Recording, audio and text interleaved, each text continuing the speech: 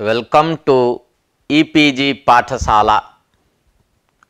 E-PG पाठशाला पक्षतः सर्वेषां सर्वासां च स्वागतं व्याहरामि।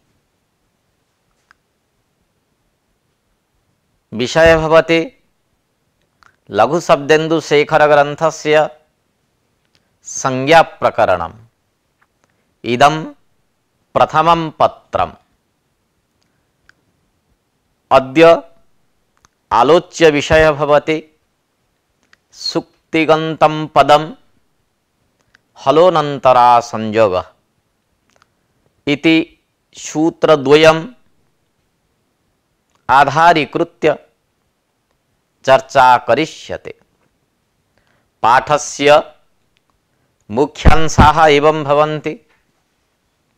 सुप्तिङन्तं पदम् इति सूत्रे सुप् इत्यस्य अर्थविचारः, तदन्तग्रहणस्य प्रयोजनं, पदानां समुदायस्य संज्ञा न भवति, संज्ञाविधौ परिभाषायाः फलं, हलोनन्तरा संयोगः इति सूत्रस्य अर्थः, द्वयोः बहूनां वा संयोगसंज्ञा।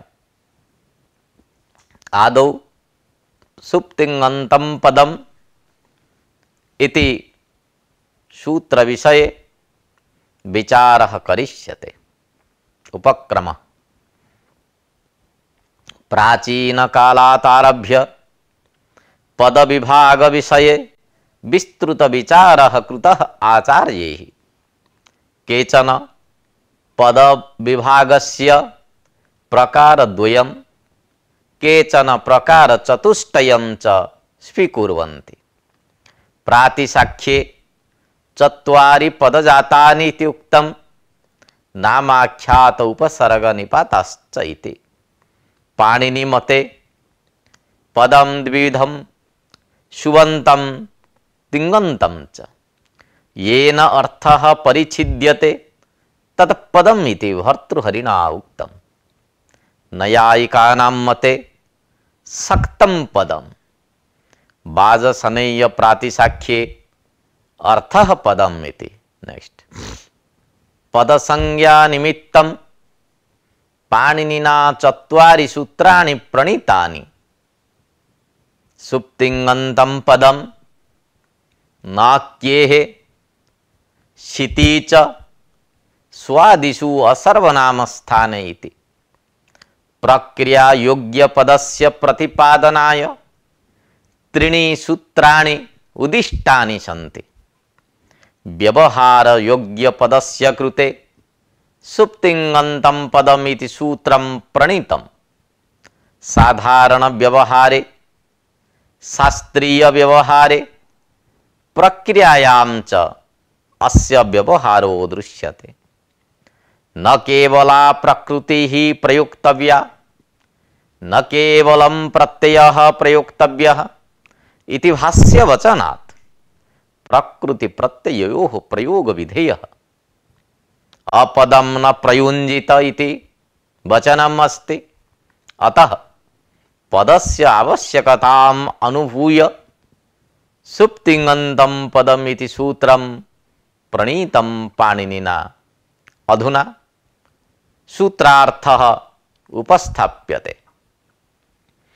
पदसंज्ञा विधायकम् इदं सूत्रं सुप् च तिङ् च तयोः इतरेतरयोगद्वन्द्वे सुप्तिङौ इति। सुप्तिङौ अन्तौ अन्ता अवयवौ यस्य शब्दस्वरूपस्य तत् सुप्तिङन्तं। द्वन्द्वान्ते श्रूयमाणं पदं प्रत्येकम् अभिसंबध्यते इति न्यायेन अन्तशब्दस्य प्रत्येकम् अन्वयः। सुबन्तं तिङन्तं च इति अर्थः। द्वन्द्वगर्भ बहुव्रीहि समासः। सुप्तिङन्तं प्रथमान्तं पदं, पदं प्रथमान्तं। द्विपदात्मकं सूत्रमिदं। पदं भवति संज्ञा, सुप्तिङन्तं संज्ञे। सुप्तिङन्तम् उद्दिश्य पदं विधेय। सुबन्तं तिङन्तं च पदसंज्ञं स्यातिति सूत्रार्थः निष्पद्यते। अत्र सुप् इत्यस्य अर्थविचारः क्रियते। सुप्तिङन्तं पदम् इति सूत्रे सुप् इति वर्तते। सुप् पदेन कस्य बोधः भवति इति विचारे सुप् इति प्रत्याहारः। सुप् इति सप्तमी बहुवचनम्। अत्र संदेहो जायते सुप् पदेन कस्य ग्रहणम् इति। अत्र सूत्रे तिङ् साहचर्यात् सुप् पदेन प्रत्याहारो विवक्षितः, न तो सप्तमी बहुवचनम्। सु इति आरभ्य सुप् इत्यन्तं यावत् 21 प्रत्ययाः संगृहीताः। सुप् प्रत्याहारश्च न कपः पकारेण भवति। यदि स्यात् तर्हि स्वादिषु असर्वनामस्थाने इत्यादौ स्वादिपदं विहाय कप्पर्यन्तस्य संग्राहकत्वेन सुप् पदमेव प्रयुञ्जीत। परन्तु पाणिनिना एतादृशः प्रयोगः न कृतः।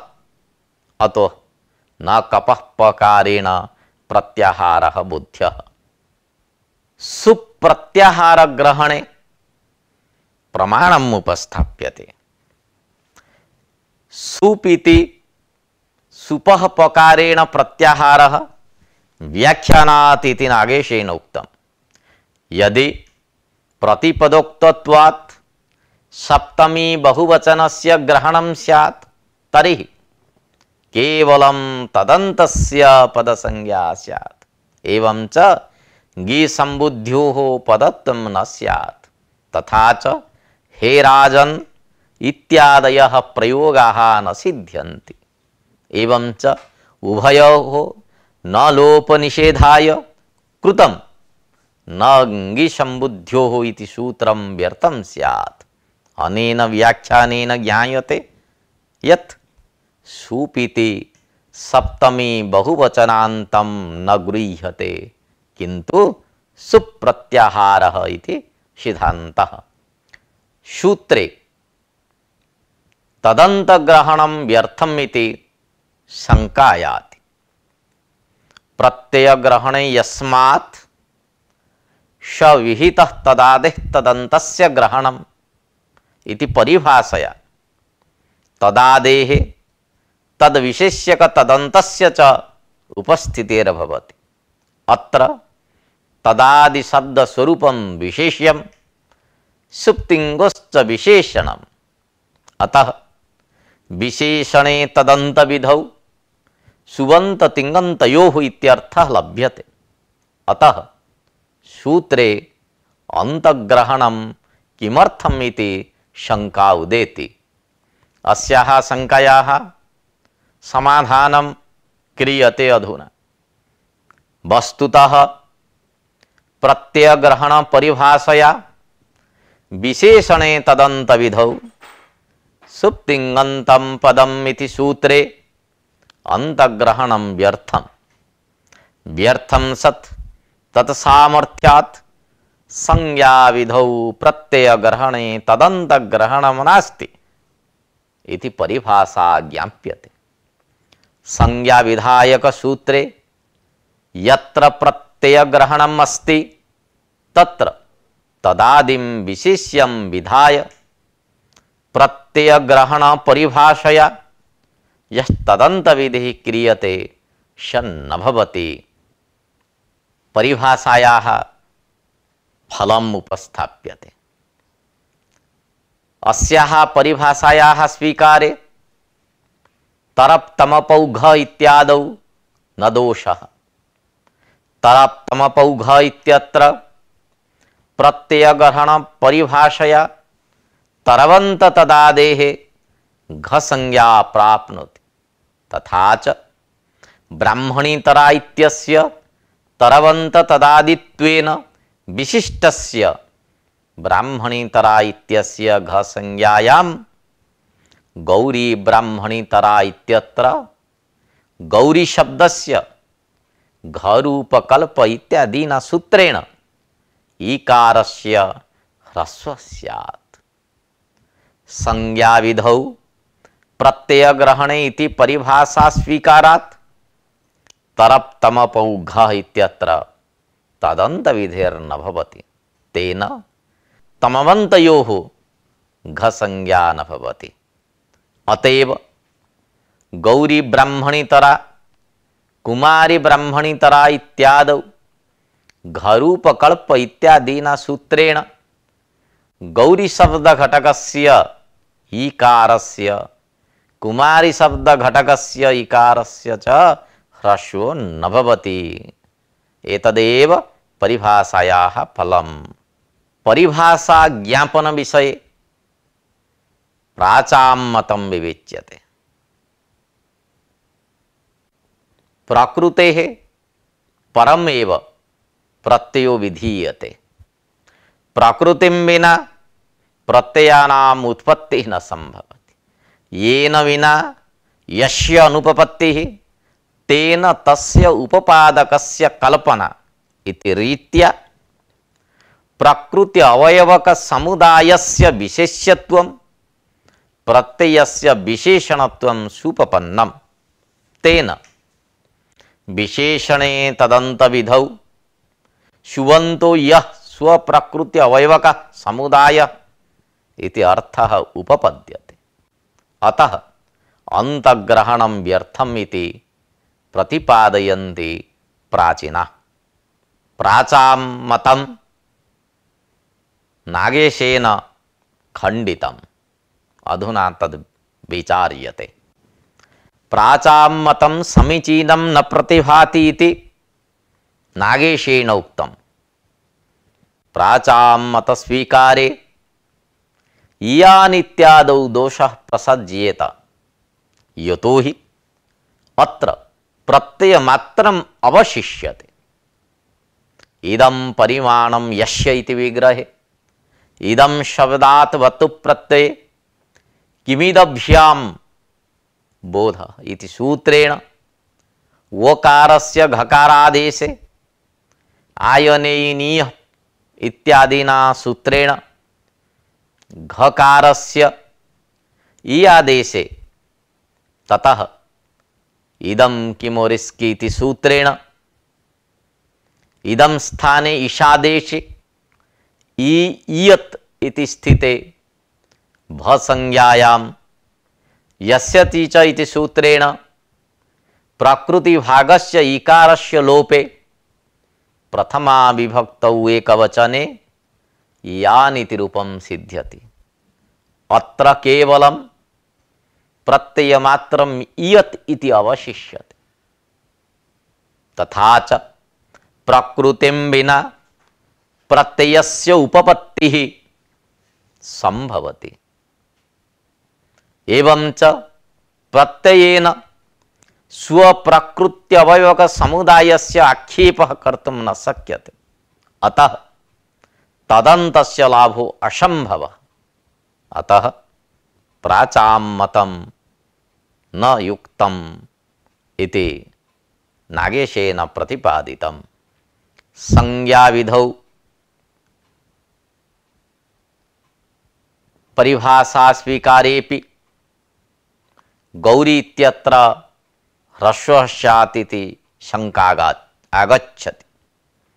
संज्ञाविधौ परिभाषया तरप्तमपौ घः इत्यत्र घ संज्ञायां तदन्त विधि प्रतिषेधे अपि घरूपकल्प इत्यादि विधि प्रदेशे तदन्त विधि भविष्यति। एवं च घन्ते तदादौ इत्यर्थ लाभेन गौरी शब्द घटकस्य ईकारस्य ह्रस्वः प्राप्नोति एव। अतः अनिष्ट रूप दोषः तदवस्थः एवेति पुनरपि शंका आगच्छति। अत्र समाधानं क्रियते। वस्तुतः संज्ञाविधौ प्रत्ययग्रहणे तदन्त विधिर्नास्ति इति परिभाषया तदन्त विधि निषेध सामर्थ्यात् प्रदेशेषु घरूपकल्प इत्यादि विधि सूत्रेषु अपि तदंत विधिर्न भवति इति स्वीकारे न दोषः। परिभाषायां ज्ञापितायामपि सूत्रे अंतग्रहणं व्यर्थम् इति पुनरपि शंका उदेति। संज्ञा विधौ प्रत्ययग्रहणे तदंत विधिर्नास्ति इति परिभाषा स्वीकारेपि सुप्तिङन्तं पदम् इति सूत्रे अंतग्रहणं व्यर्थं स्यात् इति शंका उदेति। यतः सूत्रे अंतग्रहणाभावेपि शुबन्तस्य तिङन्तस्य च पदसंज्ञा सिद्ध्यति। पदघटित सूत्रेषु पदस्य पदव्यवयेपि इत्यादि सूत्रेषु पदशब्देन सुप्तिङ्गोः ग्रहणं भवति। एतद्द्वयं प्रत्ययमात्र बोधकम्। अतः प्रत्ययग्रहण परिभाषया तदादि विशेष्यक तदंत विधौ सुबन्तं तिङन्तं च इति अर्थः संगच्छते। इत्थम् अंतग्रहणं नावश्यकम् इति शंका। अस्याः शंकायाः समाधानम् अधुना उपस्थाप्यते। वस्तुतः यं शंका न करणीया। यतः श्वादिषु सर्वनामस्थाने इति सूत्रेण विहिता पदसंज्ञा केवल प्रकृतिनिष्ठा। अनेन सूत्रेण श्वादि प्रकृतेः पदसंज्ञा विधीयते। पदत्वस्य प्रकृति प्रत्यय उभय साधारणतया प्रत्ययमात्र ग्रहणत्वाभावेन प्रत्यय ग्रहण परिभाषा न प्रवर्तेत। अतः तदंत विधि अभावेन शुबन्तं तिङन्तं च इति अर्थः नायाति। तथा च अत्र अंतग्रहणम् आवश्यकम्। पदानां समुदायस्य पदसंज्ञा स्यात् इति शंका गच्छति। संज्ञा विधौ प्रत्ययग्रहणे तदंत विधिर्नास्ति इति परिभाषया तदंत विधेः फलाभावात् तत्सहचरितस्य तदादेः इति अंशस्य अनुपस्थितौ सुबन्तानां तिङन्तानां समुदायस्यापि पदसंज्ञा स्यात् इति शंका आगच्छति। अस्याः शंकायाः समाधानं क्रियते अधुना। वस्तुतः यस्मात् प्रत्ययविधिः तदादि प्रत्ययंगम् इति सूत्रात् सुप्तिङन्तं पदम् इति सूत्रं प्रति यस्मात् प्रत्ययविधि तदादि इत्यस्य अनुवर्तनं भवति। तेन सुपां तिङ्गां यस्मात् विधानं तदादि तदन्तस्य एव पदसंज्ञा विधीयते। अतः पदानां समुदायात् न पदसंज्ञा। पदसमुदायात् सुप्तिङ्गोः विधानं न भवति। अतः समुदायस्य तदादि तदन्तत्वं नास्ति। एवं च गौर्गच्छति इत्यत्र पदसमुदायस्य तिङन्त तदादित्वाभावात् पदसंज्ञा न भवति। यस्मात् प्रत्ययविधि इत्यस्य अनुवर्तने यानित्यत्र दोषः आपतति। कृत्तदित समासश्च इति सूत्रेपि यस्मात् प्रत्ययविधि इति सूत्रस्य उपस्थितिः स्यात्। यतः कृत्तधित प्रत्ययानाम् अत्र ग्रहणं भवति। तथा च कृदन्त पदादेः तदितान्त तदादिश्च प्रातिपदिक संज्ञा भविष्यति। एवं च इयानित्यत्र प्रकृतिभागस्य इयत् इत्यस्य प्रातिपदिक संज्ञा न भविष्यति इति शंका। यतः इयानिति तदितमात्रमेव न तु तदितान्त तदादि इति। अत्र समाधानम् उपस्थाप्यते।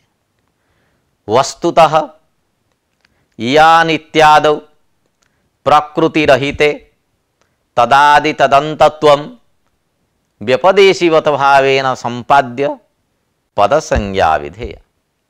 यत्र यद्यपि तदितांत तदादित्वम अशास्त्रीयत्वम न केनापि सूत्रेण कृतः धर्मः अशास्त्रीयः तथापि व्यपदेशिवते कस्मिनिति परिभाषया अशास्त्रीय धर्मस्यापि अतिदेशो भवति।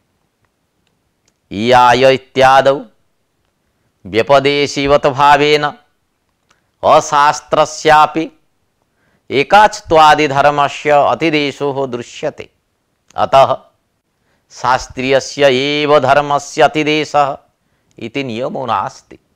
तथा च यत् इत्यस्य प्रत्ययमात्रस्यापि तदितांत तदादि व्यपदेशिवत भावेन सिद्ध्यति। असहाये एव व्यपदेशिवत भावः इत्यस्मिन् विषये विचारः क्रियते।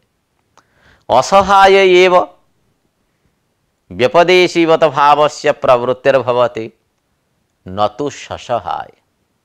अतएव हरीषु इत्यत्र सुमात्रस्य व्यपदेशिवत भावेन सुबंत तदादित्वं स्वीकृत्य पद संज्ञा जाता। ततः सात पदाद्यो इत्यनेन पदादित्वात् सत्वस्य निषेधो न भवति। यतः प्रकृति द्वारा विशिष्टस्य सुबंतत्व संभवेन ससहायत्वमेव अस्ति। अशास्त्रीय धर्मे अतिदेशात् एव इयतीति शब्दस्य बत्वन्त तदादित्वं स्वीकृत्य बत्वन्तात् स्वार्थे द्वयसज मात्र चौ बहुलम इति वार्तिकेन मात्रच प्रत्ययो विधीयते। एवं च यन मात्रम इति प्रयोगः सिद्ध्यति। असहाये व्यपदेशिवत भाव स्वीकारे भाष्य संगति स्यात् इति शंका आगच्छति।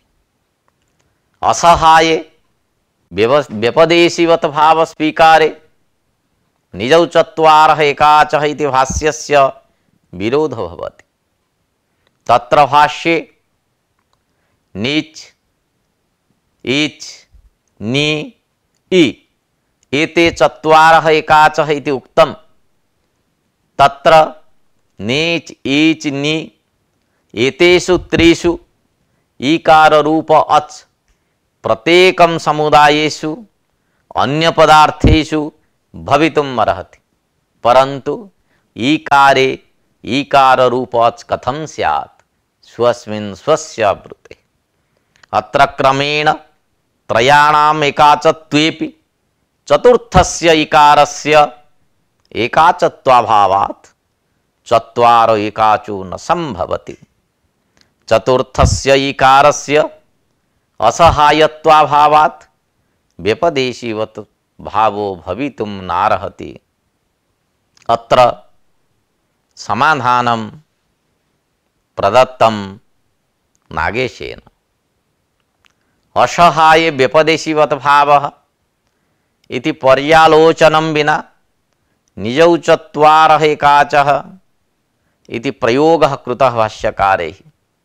तस्मात् एषा एकदेशिनः उक्तिः, अतः न भाष्य विरोधः। असहाय व्यपदेशिवत भावः इति भाष्यान्तरं लभ्यते, तदधुना उपस्थाप्यते। असहायेपि व्यपदेशिवत भावो भवति इति आदे च उपदेशे इति भाष्यात् ध्वन्यते। तत्र हि ढौकते इत्यत्र व्यपदेशिवत भावेन ढौ इत्यस्य औकारस्य एजन्तत्वात् आदे च उपदेशे असीति इति सूत्रेण आत्वं प्राप्नोति इति शंका कृता। एवं च हतः इत्यत्र तस्यानुदात्तेन इत्यादिना सूत्रेण अनुदात्त स्वरः न प्राप्नोति इति आशंक्य अर्थवता व्यपदेशीवत भावः इत्यनेन समाहितम्। अर्थात यो हि वर्णः अर्थवान तेन व्यपदेशीवत भाव। अर्थबोधक शब्देन व्यपदेशिना मुख्य व्यवहारवता सदृशो व्यवहारो गम्यते। अर्थवता इत्यनेन असहायत्वं लक्ष्यते।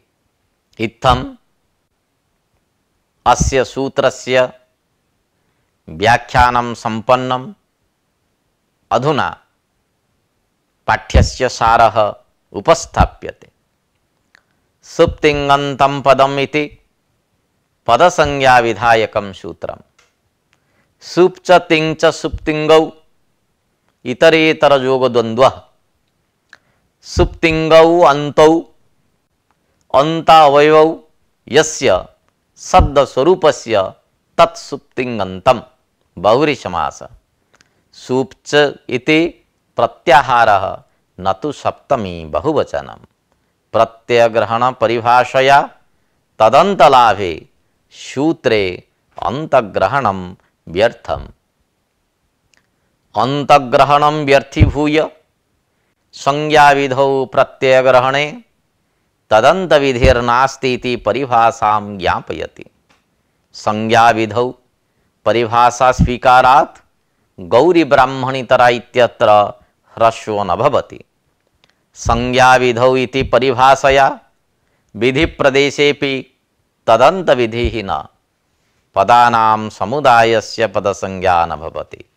यानित्यत्र व्यपदेशिवत भावेन तदादि तदन्तत्वं स्वीकृत्य पदसंज्ञा विधेया असहाये व्यपदेशिवत भावो भवति। अधुना यत् द्वितीयं सूत्रं हलोऽनन्तरः संयोगः इति तस्य सूत्रस्य व्याख्यानं क्रियते। आदौ उपक्रमः। संस्कृत व्याकरणे संयुक्तवर्णार्थं संयोग संज्ञायाः व्यवहारो विहितः पाणिनिना। एतदर्थं हलोऽनन्तरः संयोगः इति सूत्रं प्रणीतं पाणिनिना। अत्र सूत्रे हलः इति पदं बहुवचने विद्यते। जयादित्यस्य मते जातौ बहुवचनं, नागेशमते बहुवचनं सौत्रं। भिन्नजातीयैः अद्भिः अव्यवहिताः श्लिष्टोच्चारिताः हलः संयोगसंज्ञकाः भवन्ति। अतः व्यञ्जनानां सम्मेलनं संयोगसंज्ञं भवति। इयं महती संज्ञा भवति। द्वयोः बहुनां वा व्यञ्जनानां संयोगसंज्ञा भवति। अधुना सूत्रार्थः विविच्यते। संयोगसंज्ञा विधायकं सूत्रम् इदम्। अत्र सूत्रे त्रीणि पदानि सन्ति। हलः प्रथमान्तम्, अनन्तराः प्रथमान्तम्, संयोगः प्रथमान्तम्। अंतरशब्दस्य बहवो अर्थाः सन्ति। अवकाश, अवधि, परिधान, छिद्र आत्मीयादि अर्थेषु अंतरशब्दस्य प्रयोग दृश्यते। अत्र छिद्रवाची एव अंतरशब्दो गृह्यते, अन्यार्थः न संभवति। यदि विज्ञायते अविद्यमानम् अंतरं येषामिति अवग्रहे संयोगसंज्ञा न प्राप्नोति। द्वयोः वर्णयोः मध्ये मात्राकालः अवग्रह। अविद्यमानम् अंतरं छिद्रं वर्णशून्यकालो मध्ये येषां ते अनन्तराः। अर्धमात्राधिककाल व्यवधान शून्य इत्यर्थः। नयोऽस्ति अर्थानां वाच्यवाचोत्तरपदलोपः इति वार्तिकेन विद्यमान पदस्य लोपः भवति। अतः अज्भिः अव्यवहिता हलः संयोगसंज्ञाः स्युः इति सूत्रार्थः। हल समुदायस्य संयोगसंज्ञा भवति इति विषये विचारः उपस्थाप्यते। गर्गाः शतं दण्ड्यन्ताम् अर्थिनश्च राजानो हिरण्येन भवन्ति इति न्यायो भाष्ये उक्तः। अस्य अयम् अभिप्रायो यत् एकैकस्य गर्गस्य शतेन रूप्यकैः दण्डो न विधीयते, किन्तु गर्गाणां समुदायो दण्ड्यते। एवं च हलोनन्तरः संयोगः इत्यत्र हल समुदायः संयोगसंज्ञको भवति, परन्तु प्रत्येकं संयोगसंज्ञा न भवति। सूत्रे अनन्तरपदग्रहणम् अपि अत्रार्थे प्रमाणम्। नास्ति अनन्तरा व्यवधानं येषाम् इत्यर्थकस्य अनन्तर शब्दस्य व्यवधान शून्यार्थकत्वं प्रतीयते।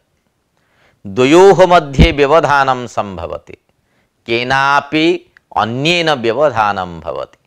एकस्य वर्णस्य केनापि व्यवधानं न दृश्यते।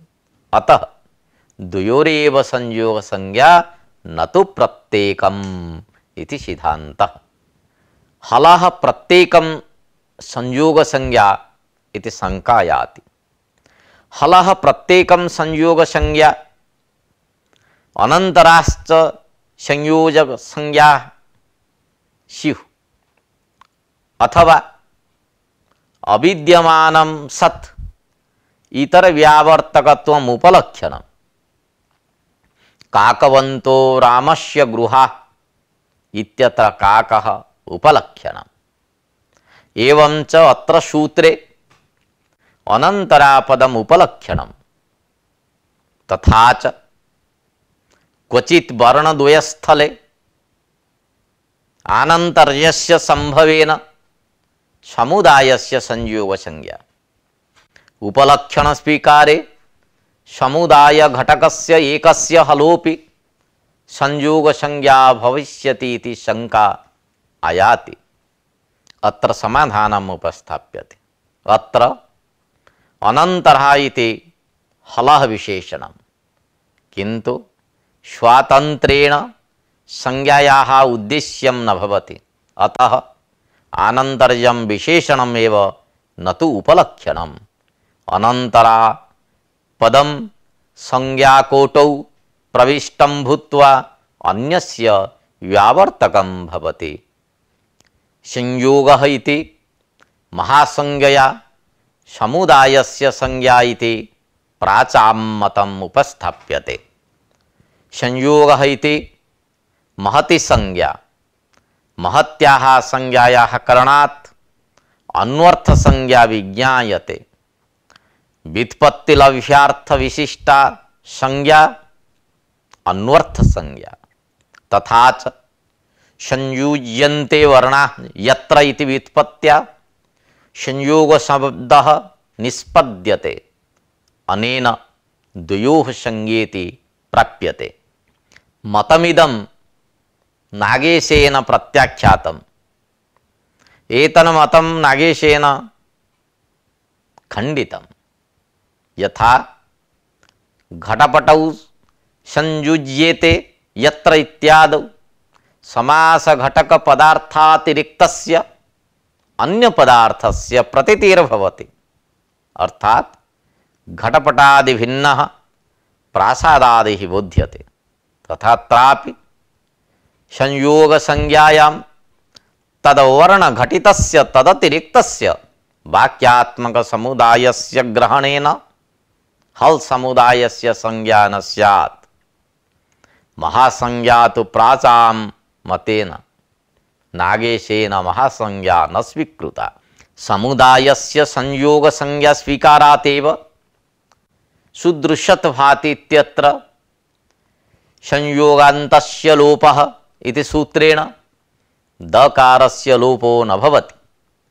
दकारमात्रे संयोग न वर्तते। भकारेण साकं संयोग संज्ञाकरणे संयोगान्तं नास्ति। हलः इति बहुवचनस्य उपपत्तिः न स्यात् इति शंका गच्छति।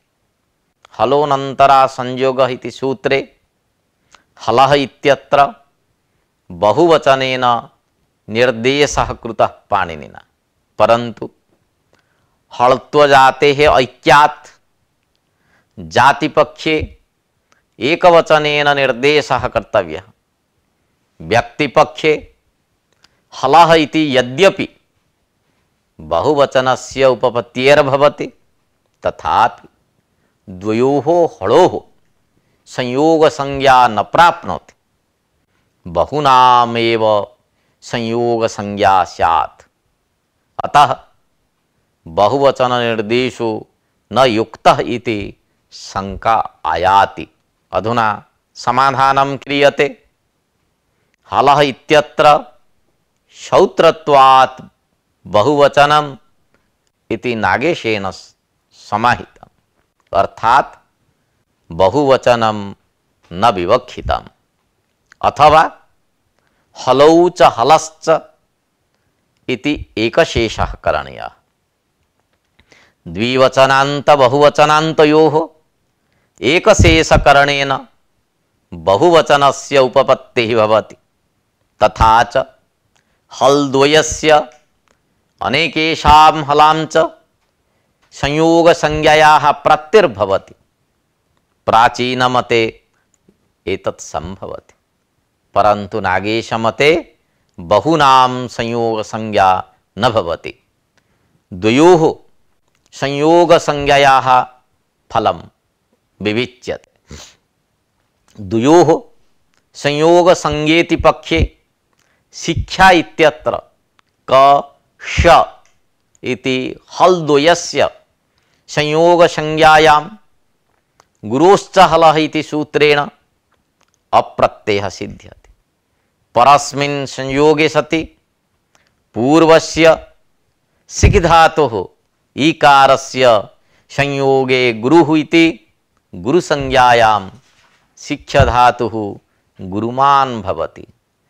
बहूनामेव संयोगसंज्ञापक्षे संयोगसंज्ञा न स्यात्, बहूनां संयोगसंज्ञाभावः इति निरूप्यते। यत्र तु बहवो हलः शिष्टाः तत्रापि द्वयोः संयोगसंज्ञा भवति, न तु बहूनामिति नागेशेन प्रतिपादितम्। अर्थात यत्र बहूनां हलाम् अव्यवधानेन उपस्थितिः तत्रापि द्वयोः वर्णयोरेव संयोगसंज्ञा विधीयते। स्कोः संयोगाद्योरन्ते च इति सूत्रेण झलि परे यः संयोगः तदाद्योः शकार ककारयोः लोपविहितः, परन्तु स न संभवति। झल सहितस्य अन्य हलवर्णद्वयस्य संयोगसंज्ञायां संयोगः झल परो न स्यात्।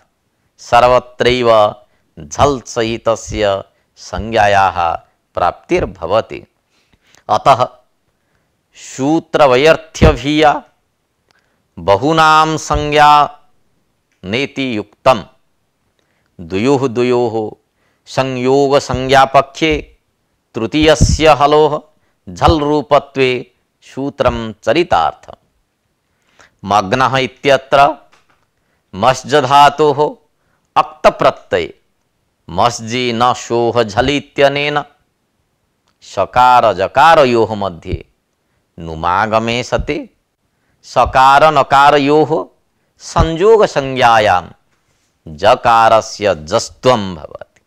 ततः सकार जकारयोः संयोगे तस्यादिभूतस्य शकारस्य लोपः सिद्धः। अतः फलाभावात् बहूनां संयोगसंज्ञा न भवति इति नागेशस्य मतम्। भाष्येऽपि त्रयाणां संयोगसंज्ञा न भवति इति उक्तम्। आनन्तर्य शब्दार्थः विविच्यते। आनन्तर्यं नाम व्यवधानाभावः। विजातीयेन व्यवधानं स्वीकर्तव्यम्। अतः सिद्धान्तकौमुद्यां लिखितम् अस्ति यत् अज्भिः अव्यवहिता हलः इति। अच इत्यत्र पदान्तचकारस्य चोह कुः इति सूत्रेण कुत्वे अगभिः इति पाठः कर्तव्यः। भाष्यकृतापि अचो अख्यु इत्यत्र कुत्वं विहितम्। अज्भिः अव्यवहिता इत्यस्य स्थाने स्वरैः अव्यवहिता इति वृत्तिः करणीया आसीत् इति नागेशः वदति। हल्ग्रहणस्य प्रयोजनं विविच्यते। सूत्रे हल्ग्रहणस्य किं प्रयोजनम् इति जिज्ञासायां तितौ देव इति नागेशेन प्रोक्तम्। तितौ न दिव्यति इत्यर्थः। अत्र सूत्रे हल्ग्रहणाभावे अव्यवहितयोः अज्झलोरपि संयोगसंज्ञा स्यात्, तथा च त उ इत्यस्य संयोगसंज्ञा भविष्यति। एवं च ति घटकस्य इकारस्य गुरुसंज्ञायां गुरोरनृतः सूत्रेण प्लुतः स्यात्। अतः तद्वारणाय सूत्रे हल्ग्रहणं कृतम्। इत्थं हलोनन्तरा संयोगः इति सूत्रं व्याख्यातम्। अधुना पाठ्यस्य सारः उपस्थाप्यते। संयोगसंज्ञा विधायकं सूत्रमिदम् अविद्यमानम् अन्तरं व्यवधानं येषां ते अनन्तराः बहुव्रीहिसमास। व्यवधानं च विजातीयम् एव। अज्भिः अव्यवहिता हलः संयोगसंज्ञा स्युः इति सूत्रार्थः। समुदायस्य एव संयोगसंज्ञा न तु प्रत्येकं। संयुज्यन्ते वर्णा यत्र इति व्युत्पत्त्या संयोगसंज्ञा महासंज्ञा भवति। संयोग इति महासंज्ञया समुदायस्य संज्ञा इति प्राचां मतम्। अनन्तरा इति हलः विशेषणम्। हलः इति सौत्रत्वात् बहुवचनम्, अथवा हलौ हलश्च इति एकशेषेण बहुवचनम्। द्वयोः द्वयोः संयोगसंज्ञा न तु बहूनां संयोगसंज्ञा। द्वयोः संयोगसंज्ञायाः फलं शिक्षा इत्यत्र अप्रत्ययसिद्धः। एवं व्याख्यानं सम्पन्नम्।